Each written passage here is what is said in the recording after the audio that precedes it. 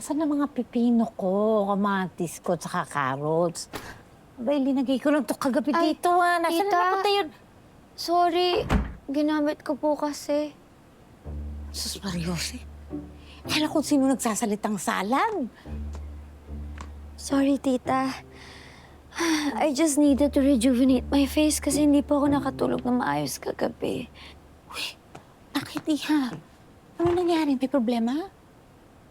Well,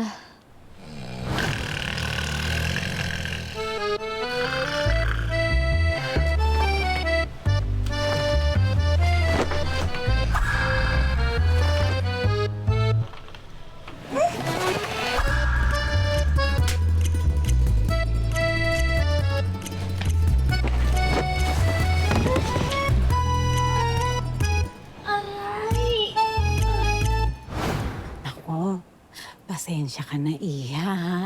Ganyan talagang matulog yan si Mikoy. Daig pa niya ng kiti-kiti. Kaya kung ako sa'yo, i-break mo na lang. po. Joke lang.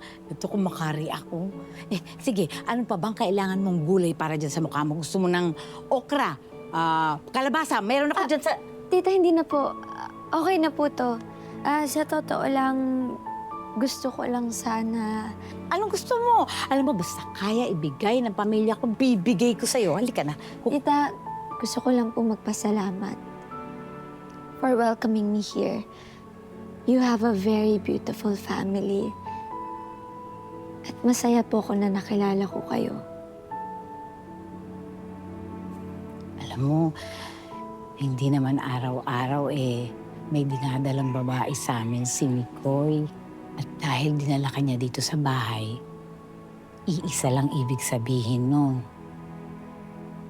Importante ka sa kanya.